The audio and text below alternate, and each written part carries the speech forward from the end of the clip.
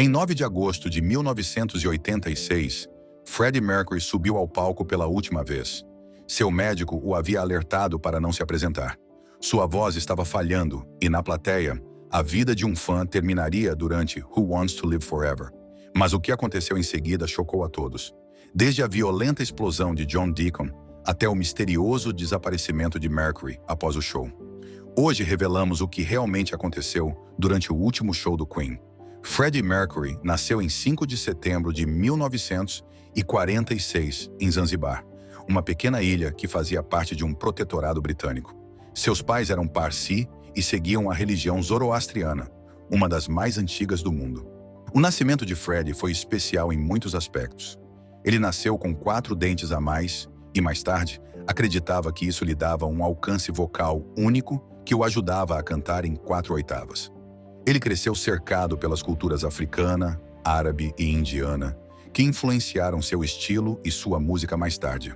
Quando Freddie tinha 17 anos, sua vida mudou completamente. A Revolução de Zanzibar, em 1964, tornou-se perigosa para famílias como a dele, e eles tiveram de fugir. Milhares de pessoas foram mortas, então sua família fugiu para a Inglaterra. Mas antes disso, Freddie passou seus primeiros anos na Índia. Com apenas 8 anos de idade, seus pais o enviaram para um colégio interno de estilo britânico chamado St. Peters, em Panchgani. Essa escola, perto de Mumbai, tornou-se um lugar importante para Freddie. Foi lá que ele começou a se chamar Freddie. E foi também onde começou seu amor pela música. Um professor percebeu seu talento e disse a seus pais que pagassem mais por aulas de música. Essa acabou sendo uma decisão que mudou sua vida. Na escola, Freddie formou sua primeira banda, The Hectics, com 4 amigos. Eles tocavam músicas de rock and roll de artistas famosos como Cliff Richard e Little Richard. Freddie tinha apenas 12 anos, mas já demonstrava ter um dom natural para a música. Ele também adorava cantores de Bollywood, como Lata Mangeshkar, cuja voz marcante inspirou suas futuras apresentações. Mesmo nessa tenra idade, Freddie começou a misturar influências ocidentais e indianas, algo que mais tarde fez com que a música do Queen se destacasse. Quando a família de Freddie se mudou para a Inglaterra, eles se estabeleceram em uma pequena casa em Feltham, perto de Londres. A vida não foi fácil no início, mas Freddie estava determinado a seguir seus sonhos. Ele ingressou na Isleworth Polytechnic em 1964 para estudar arte e depois foi para Ealing Art College. Em Ealing, Freddie tornou-se hábil em design gráfico e mais tarde usaria essas habilidades para criar o famoso logotipo do Queen. Para se sustentar, Freddie fez alguns bicos, inclusive lavando pratos no aeroporto de Heathrow. Enquanto estava em Ealing, Freddie conheceu Tim Staffel, que fazia parte de uma banda chamada Smile, com o guitarrista Brian May e o baterista Roger Taylor. Freddie tornou-se amigo deles e sempre dava ideias sobre suas apresentações. Em 1970, quando Tim deixou a Smile, Freddie entrou para a banda. Tornou-se amigo deles e frequentemente dava ideias sobre suas apresentações. Em 1970, quando Tim deixou a Smile, Freddie entrou para a banda como seu novo vocalista. Ele sugeriu que a banda se chamasse Rainha, pois o nome soava grandioso e poderoso. Seu primeiro show como Queen foi em junho de 1970, em um evento beneficente. A banda ainda precisava de um baixista, e depois de testar algumas pessoas, eles encontraram John Deacon em 1971. Por volta dessa época, Freddie também decidiu mudar seu sobrenome para Mercury. Ele teve a ideia a partir de um verso de uma música que escreveu: Mother Mercury, look what they've done to me. O Queen não foi um sucesso instantâneo. Seu primeiro álbum foi lançado em 1973, mas nem sequer entrou nas paradas do Reino Unido e mal chegou ao número 83 nos Estados Unidos. Seu segundo álbum, Queen Seconds, lançado em 1974, não teve um desempenho muito melhor. Alcançou apenas a posição 49 no Reino Unido. A banda estava ficando frustrada, mas seu terceiro álbum, Sheer Heart Attack, finalmente mudou tudo. Ele trazia Killer Queen, uma música que se tornou o grande sucesso da banda. Atingiu o 2º lugar no Reino Unido e chegou ao 12º lugar nos Estados Unidos. Freddie Mercury escreveu Killer Queen em uma noite, sentado ao piano. Ele pensou primeiro na letra, o que era incomum para ele, pois geralmente começava pela música. A música contava na história de uma prostituta elegante da alta sociedade. O que a fez se destacar não foi apenas a história, mas o som. Brian May tocou um solo de guitarra impressionante, usando uma moeda de 6 pence como palheta, e eles acrescentaram camadas de som com diferentes técnicas de produção. A música tornou o Queen famoso, mas também causou uma pequena briga na banda. Roger Taylor temia que seu som leve e brincalhão pudesse fazer com que as pessoas pensassem que o Queen não era uma banda de rock séria. De fato, Killer Queen quase não foi incluída no álbum. Ela foi gravada por último e houve um grande debate sobre a possibilidade de incluí-la. Depois veio Bohemian Rhapsody. Essa música, lançada em 1975 como parte de A Night at the Opera, transformou o Queen em superestrelas. Não foi fácil criá-la. Levou 3 semanas para ser gravada, teve 180 overdubs diferentes e custou 40 mil libras para ser produzida, o que a tornou a música mais cara de todos os tempos na época. A música era estranha e diferente. Tinha 3 partes distintas, um início lento e emocional, um meio parecido com uma ópera e um final de rock barulhento. Os executivos da EMI não acreditavam que ela funcionaria. Eles acharam que era longa demais e pediram à banda que a reduzisse para o rádio. A banda recusou. Em vez disso, seu empresário deu a música secretamente para que ela fosse reduzida para o rádio. A banda recusou. Em vez disso, seu empresário deu a música secretamente a um DJ popular, Kenny Everett. Ele a tocou 14 vezes em um fim de semana e os fãs adoraram. A música ficou no topo das paradas do Reino Unido por 9 semanas seguidas. Ela se tornou ainda mais popular em 1991, após o falecimento de Freddie Mercury, permanecendo em primeiro lugar por mais 5 semanas. Nos Estados Unidos, ela não foi tão grande inicialmente, alcançando o 9º lugar em 1976. Mas em 1992, depois de ser usada no filme Wayne's World, chegou ao 2º lugar. Vendeu milhões de cópias e se tornou um dos singles mais vendidos da história do Reino Unido. O Queen também mudou o jogo dos videoclipes. O vídeo de Bohemian Rhapsody foi filmado em apenas 4 horas e custou 4.500 libras. Apesar de ser simples, foi inovador. A famosa cena dos 4 rostos da banda em forma de prisma foi criada usando um truque chamado feedback visual. Ela se tornou icônica e fez dos videoclipes uma parte fundamental da promoção das músicas. Mais tarde, o Queen continuou a fazer vídeos memoráveis. Em I Want to Break Free, a banda se vestiu com roupas femininas, inspirada na novela britânica Coronation Street. Era engraçado e ousado, mas a MTV o proibiu no cinema. Enquanto isso, Radio Gaga foi um dos vídeos mais caros de sua época, custando 100 mil libras esterlinas. Ele apresentava cenas do filme Metrópolis e o Queen pagou 100 mil dólares apenas para usar esses clipes. Os shows ao vivo do Queen eram tão impressionantes quanto seus vídeos. Em 1975, durante a turnê A Night at the Opera, eles usaram uma enorme configuração de iluminação personalizada com 168 luzes e 12 luzes de pouso de aeronaves. Era tão grande que precisava de seu próprio gerador e levava horas para ser montado. Em 1986, em seus famosos shows em Wembley, o equipamento de iluminação havia aumentado para mais de 1.000 luzes, incluindo uma enorme estrutura em forma de coroa que pesava 5 toneladas. A presença de palco de Freddie Mercury também evoluiu com o tempo. Quando o Queen começou, Freddie era tímido e geralmente ficava atrás de seu piano durante as apresentações. O icônico pedestal de microfone que ele usava, sem a metade inferior, surgiu por acidente. Certa noite, o pedestal do microfone quebrou durante uma apresentação, mas Freddie descobriu que gostava da liberdade que isso lhe dava e continuou com ele. Com o tempo, seu estilo se tornou mais extravagante.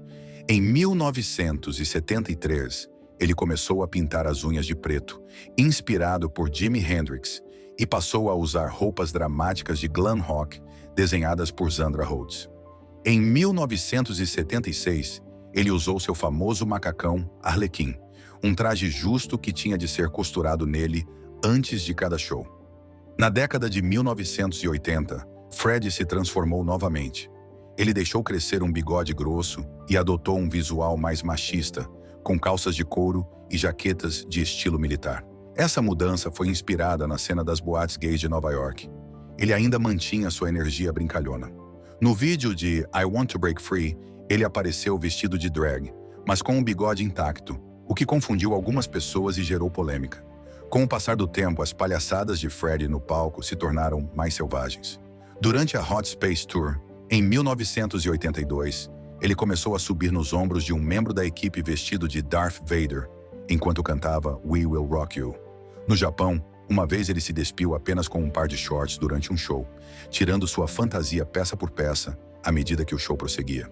O carisma e o estilo arrojado de Freddie tornavam cada apresentação inesquecível. Freddie Mercury e o Queen passaram por muitas mudanças na década de 1980. Em 1981, a banda experimentou um novo som com seu álbum Hot Space. Freddie e John Deacon queriam fazer experiências com música disco e funk, mas muitos fãs não gostaram. A música Body Language foi lançada em 1982 e causou ainda mais polêmica. A letra e o videoclipe eram ousados demais para a época, e a MTV a proibiu. Isso incomodou os fãs, mas Freddie continuou explorando novas ideias musicais. Em 1985, Freddie lançou seu primeiro álbum solo, Mr. Bad Guy. Ele trabalhou nele durante 2 anos em Munique, prestando atenção a cada detalhe. O álbum era repleto de dance music e sintetizadores, mostrando o mau lado criativo de Freddie. Ele até o dedicou a seus gatos, escrevendo: "Este álbum é para meu gato Jerry, e também para Tom, Oscar e Tiffany, e para todos os amantes de gatos do universo. Que se danem todos os outros." O álbum alcançou o top 10 no Reino Unido, mas não foi bem nos Estados Unidos. Ainda assim, deu a Freddie a confiança necessária para fazer mais. Mais tarde, em 1987, ele trabalhou com a cantora de ópera Montserrat Caballé no álbum Barcelona. A faixa título misturava ópera e rock e mostrava a potência da voz de Freddie. A música se tornou o hino das Olimpíadas de 1992 em Barcelona. Mas, infelizmente, Freddie não viveu para vê-la ser executada. Ao mesmo tempo, a Queen estava enfrentando dificuldades como banda. Depois do lançamento de Hot Space, eles saíram em turnê, mas no final de 1982, decidiram dar um tempo. A banda não estava se dando bem. Mais tarde, Brian May admitiu: nós nos odiamos por um tempo." As coisas pioraram durante a gravação do álbum The Works, de 1984. Brian ficou tão frustrado que deixou o estúdio e passou horas em um parque pensando em desistir. John Deacon foi para Bali de repente, sem contar a ninguém, o que chocou a todos. Quando Freddie soube do fato, ele cantou Bali High, de South Pacific, em tom de brincadeira. Também houve problemas fora da banda. Em 1984, a Queen se apresentou em Sun City, na África do Sul, durante o Apartheid. Muitas pessoas ficaram furiosas porque o país tinha leis racistas. A banda foi banida pelo Sindicato dos Músicos e criticada pelas Nações Unidas. Mais tarde, em um show no Rio de Janeiro, em 1985, o público chegou a vaiá-los. A vida pessoal de Freddie contribuiu para o caos. Seu empresário, Paul Prenter, causou muitos problemas dentro da banda. Brian May não queria nem citar o nome do caos. Seu empresário, Paul Prenter, causou muitos problemas dentro da banda. Brian May não queria nem mesmo citá-lo em entrevistas, chamando-o apenas de o cara que cuidava de Freddie. Tudo mudou em 13 de julho de 1985, quando o Queen se apresentou no Live Aid. Freddie não estava se sentindo bem e tinha problemas vocais, mas decidiu se apresentar mesmo assim. Quando subiram ao palco, às 18h41, fizeram uma das maiores apresentações ao vivo de todos os tempos. Em 21 minutos, eles tocaram partes de seus maiores sucessos, incluindo Bohemian Rhapsody, Radio Gaga e We Are the Champions. Durante Radio Gaga, Freddie liderou o público com palmas, criando um momento inesquecível. Mais de 1,9 bilhão de pessoas assistiram à apresentação pela TV. Nos bastidores, Elton John disse a eles: "Seus bastardos, vocês roubaram o show." A apresentação reavivou a carreira do Queen e trouxe nova energia para a banda. Depois do Live Aid, o Queen começou a trabalhar em um novo álbum, A Kind of Magic. Era para ser a trilha sonora do filme Highlander, que tratava da imortalidade. Eles começaram a gravar em 1985, usando a nova tecnologia digital para fazer com que o álbum soasse moderno. A música título, A Kind of Magic, veio de uma frase do filme, mas Freddie mudou a versão original, o que deixou Roger Taylor chateado. Outra música, Who Wants to Live Forever, foi escrita por Brian May depois de assistir a uma cena do filme. A música contava com uma orquestra de 80 peças, o que lhe dava uma sensação de grandeza e dramaticidade. Em 1986, o Queen planejou sua maior e mais empolgante turnê, de todos os tempos. Eles a chamaram de Magic Tour e era diferente de tudo o que já haviam feito antes. Eles planejaram fazer 26 shows em 9 países diferentes da Europa em apenas 8 semanas. O palco da turnê era de tirar o fôlego. Era gigantesco, com 160 pés de largura, com 2 longas passarelas que se estendiam até a multidão. Era um dos maiores já construídos, e eram necessários mais de 8 quilômetros de cabos para alimentar tudo. A tela de vídeo tinha 6 metros de altura e era tão grande que precisava de um gerador próprio. O sistema de som era tão potente que pessoas a quilômetros de distância podiam ouvir a música. Alguns até reclamavam do barulho em vilarejos próximos. Em 9 de agosto de 1986, Freddie Mercury subiu ao palco do Knebworth Park. Eram 18 horas e 41 minutos. Ele não sabia que aquela seria sua última apresentação ao vivo com o Queen. A multidão era enorme. 120 mil pessoas tinham vindo para assistir ao show. A energia era incrível quando começaram os primeiros acordes de One Vision. Fred usava sua famosa camiseta regata branca e jeans apertados. Ele parecia confiante, mas não estava muito bem de saúde. Naquela manhã, seu médico lhe disse que sua garganta estava inflamada. Ele avisou Fred para não se apresentar, mas Fred não deu ouvidos. Ele se recusou a decepcionar seus fãs. Ao cantar Um Homem, um Objetivo, uma Missão, Um Homem, um Objetivo, uma Missão, sua voz ficou um pouco trêmula, mas ninguém pareceu se importar. Nos bastidores, a banda havia preparado um setlist de apoio. Eles temiam que Fred tivesse dificuldades com as músicas mais difíceis, mas com o decorrer do show, ele provou que estavam errados. Ele queria dar ao público o show que eles queriam. Durante a pressão, sua voz falhou em uma nota alta. Em vez de parar, ele se virou para o público e pediu que cantassem com ele. Isso tornou o momento ainda mais especial. Às 20 horas e 3 minutos, a banda tocou Who Wants to Live Forever. Foi um dos momentos mais emocionantes da noite. A letra tocou de forma diferente, como se Freddie estivesse cantando sobre sua própria vida. Bohemian Rhapsody veio às 20 horas e 17 minutos.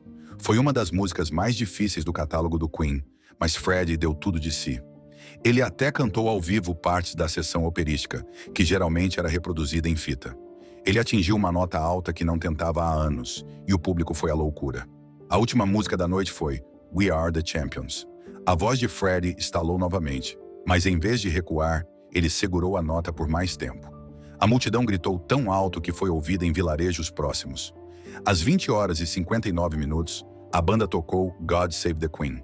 Normalmente, era nesse momento que eles deixavam o palco, mas Fred ficou. Ele ficou parado, de olhos fechados, enquanto a música tocava. Quando as notas finais se dissiparam, Fred se virou para o público. Ele se curvou profundamente e disse: Obrigado, pessoas adoráveis. Boa noite e bons sonhos. Eram 21 horas e 2 minutos.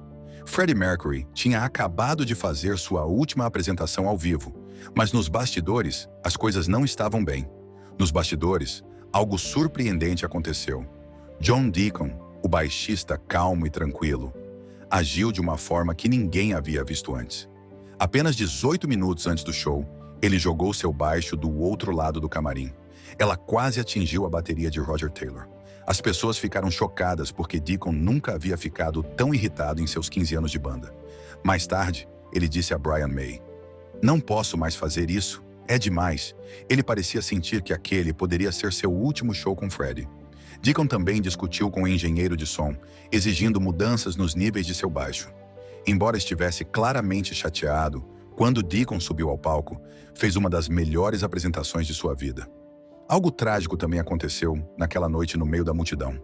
Um fã de 23 anos chamado Michael Jennings desmaiou durante a música Who Wants to Live Forever. Ele estava a cerca de 50 metros do palco. Os médicos chegaram rapidamente, mas não conseguiram salvá-lo. Ele foi declarado morto às 21 horas e 43 minutos, quando o Queen estava tocando Bohemian Rhapsody. A banda só ficou sabendo do fato depois do show. Jennings tinha um problema cardíaco não diagnosticado, e a emoção do show, juntamente com a enorme multidão de 120 mil pessoas, piorou a situação. Apenas 2 dias antes, Jennings havia ganhado seu ingresso em um concurso de rádio. Sua amiga Sarah, que estava com ele, disse que ele estava se divertindo muito. Ele continuava dizendo que aquela era a melhor noite de todas. Então, de repente, ele simplesmente caiu. Esse momento de partir o coração levou a regras de segurança mais rígidas para grandes shows no futuro. Após o show, Freddie Mercury deixou o palco rapidamente, o que não era de seu feitio. Normalmente, Freddie adorava as comemorações pós-show e ficava para conversar com a equipe. Mas dessa vez ele saiu correndo apenas alguns segundos após o término da última música. Seu assistente, Peter Freestone, explicou mais tarde que Freddie havia recebido uma ligação de seu médico antes do show. Era sobre sua saúde, e isso deve ter sido preocupante. Isso, juntamente com o esforço físico da apresentação, parecia pesar sobre ele. Freddie até deixou para trás sua pulseira de prata, uma joia que ele usava em todos os shows desde 1977. Uma faxineira a encontrou mais tarde e ela lhe foi devolvida. Na viagem de volta a Londres, Freddie ficou sentado em silêncio, olhando pela janela e enxugando os olhos com um lenço.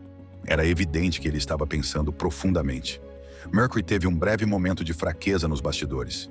Ele se virou para seu amigo de longa data e assistente pessoal, Peter Freestone, e sussurrou: "Não sei se consigo fazer isso." Roger Taylor também se lembrou de um momento assustador após o show. Ele encontrou Freddie sentado sozinho no camarim. Freddie olhou para ele e disse: "Querido, acho que dei tudo de mim." Na época, Roger pensou que Freddie estava apenas cansado, mas agora ele percebe que Freddie estava se despedindo. Roger mantém uma baqueta daquela noite em seu estúdio, como lembrança do último show. John Deacon, que deixou os olhos do público anos atrás, disse que foi a apresentação mais difícil de sua vida. Ele admitiu que chorou durante: "Estes são os dias da nossa vida", porque sentiu que poderia ser a última vez que eles tocariam juntos. Para todos da banda, aquela noite parecia o fim de uma era. A vida de Freddie Mercury foi repleta de relacionamentos profundos, lutas e surpresas. Uma das pessoas mais importantes de sua vida foi Mary Austin.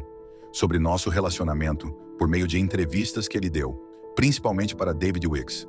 Freddie conheceu Mary em 1969, quando ele tinha 24 anos e ela 19. Eles se apaixonaram rapidamente, foram morar juntos e até ficaram noivos. Mas em 1976, Freddie contou a Mary que era bissexual. Mary, com seu jeito calmo e honesto, disse: "Não, Freddie, acho que você é gay." Esse momento mudou o relacionamento romântico dos dois, mas eles continuaram amigos íntimos por toda a vida. Freddie sempre disse que Mary era sua única e verdadeira amiga e que ninguém poderia substituí-la. Freddie cuidava de Mary mesmo depois que eles deixaram de ser um casal. Ele comprou para ela um apartamento em Kensington em 1980, perto de sua própria casa. Quando escreveu seu testamento, deixou para ela metade de sua fortuna, incluindo sua mansão. Mary ficou ao seu lado quando sua saúde piorou, e depois que ele faleceu, ela manteve o segredo de onde suas cinzas foram espalhadas, exatamente como Freddie queria. Freddie também teve outros relacionamentos. Ele conheceu Jim Hutton, um cabeleireiro, em 1985, e eles ficaram juntos até a morte de Freddie em 1991. Mas a vida de Freddie não era simples. Ele também era próximo de uma atriz austríaca chamada Barbara Valentin, e os três, às vezes, passavam algum tempo juntos. Os relacionamentos de Freddie muitas vezes se sobrepunham, mostrando como sua vida pessoal era complicada. As lutas de Freddie com sua sexualidade e imagem pública duraram toda a sua vida. Nascido em 1946, ele cresceu em uma época em que ser gay era ilegal em muitos lugares. Ele sabia que gostava de homens desde muito jovem, mas tinha que esconder isso. Quando as pessoas perguntavam sobre sua sexualidade, Freddie brincava ou dizia algo vago, como se considerar gay como um narciso. Era sua maneira de evitar a verdade e, ao mesmo tempo, ser brincalhão. Freddie não era apenas um músico, ele era um artista. Ele estudou arte e design na faculdade e adorava pintar. Ao longo dos anos, ele colecionou coisas raras e bonitas, como pinturas de Picasso e Dalí e gravuras japonesas em xilogravura. Ele também adorava colecionar vidros antigos e até encomendou retratos de seus gatos. Suas coleções lotavam sua mansão e mostravam o quanto ele apreciava a beleza. Freddie Mercury manteve sua luta contra a AIDS em segredo por muitos anos. Ele não contou ao público e nem mesmo à maioria de seus amigos íntimos. Em abril de 1987, soube que era portador do vírus HIV, mas alguns sintomas apareceram já em 1982. Em uma viagem a Nova York naquele ano, ele foi ao médico por causa de uma mancha na língua. Esse pode ter sido um sinal precoce da doença. Mesmo assim, Mercúrio negou todos os rumores sobre sua saúde. A imprensa não o deixou descansar. Os tabloides britânicos, especialmente o The Sun, começaram a escrever histórias sobre a saúde de Mercury em 1986. Esses artigos, combinados com o medo e o estigma em torno da AIDS na época, provavelmente o fizeram ficar em silêncio. Mesmo no Queen, a banda raramente falava sobre o assunto. O guitarrista Brian May disse que eles não faziam perguntas porque Mercury não queria que fizessem. Apenas algumas pessoas próximas a ele sabiam a verdade. Seu assistente, Peter Freestone, disse mais tarde que Mercury tinha visto muitos amigos morrerem de AIDS e que isso estava sempre em sua mente. Ele conversava com seus gatos mais do que com seus amigos, e realmente conversava. Ele telefonava para eles. Mercury queria se proteger e proteger as pessoas próximas a ele. Apenas um dia antes de morrer, ele divulgou uma declaração pública. Ele explicou por que manteve a privacidade durante todos esses anos. As pessoas ficavam tentando adivinhar por que Mercury parecia mais magro e mais fraco com o passar do tempo. Em 23 de novembro de 1991, ele finalmente contou ao mundo que tinha AIDS. No dia seguinte, ele faleceu. Isso pôs fim a anos de silêncio e especulação. Mesmo quando estava muito doente, Mercury nunca desistiu da música. Em 1990, a Queen gravou o álbum Innuendo. A banda fez alterações em sua agenda para ajudá-lo. Eles trabalharam por 3 semanas e depois tiraram férias. Eles trabalharam por 3 semanas e depois tiraram 2 semanas de folga para que Mercury pudesse descansar. Nessa época, a banda já sabia da gravidade de sua condição. Brian May disse que os médicos lhes disseram que Mercury não tinha muito tempo, mas Mercury se esforçou para continuar trabalhando. Uma das músicas, The Show Must Go On, tornou-se um símbolo de sua determinação. May duvidava que Mercúrio conseguisse lidar com os vocais desafiadores. Mercury bebeu uma dose de vodka e disse, "Eu vou conseguir, querida." Ele então apresentou uma performance perfeita em uma única tomada. Depois de terminar Innuendo, Mercury continuou gravando. Em maio de 1991, ele trabalhou em músicas como Mother Love, mas não conseguiu terminá-las. Sua última sessão de gravação foi em 22 de maio de 1991. Ele gravou A Winter's Tale, que apareceu no álbum póstumo Made in Heaven. Mesmo lutando contra uma doença terminal, Mercury trabalhou incansavelmente para deixar uma música que duraria para sempre. A última aparição pública de Freddie Mercury foi em 18 de fevereiro de 1990, no Brit Awards. O Queen recebeu um prêmio por contribuição excepcional à música britânica. Mercury parecia muito magro e cansado, o que chocou os fãs. Mesmo assim, ele compareceu para homenagear sua banda e seus fãs. No palco, Brian May fez a maior parte do discurso. Sim, ele veio nos ver tocar. Tínhamos um pequeno grupo chamado Smile, e Freddie veio nos assistir e estava muito entusiasmado e cheio de energia. Mercury só disse, "Obrigado, boa noite." Essas foram suas últimas palavras em público, uma despedida simples, porém emocionante. Nos últimos meses de sua vida, a saúde de Mercúrio declinou rapidamente. Em junho de 1991, ele permaneceu a maior parte do tempo em casa, em Kensington, no oeste de Londres. Amigos próximos e sua ex-parceira, Mary Austin, o visitavam com frequência para oferecer apoio. Demorou muito tempo para que eu realmente me apaixonasse por esse homem. Sua condição piorou. Ele perdeu a visão, não conseguia se movimentar muito e frequentemente ficava de cama.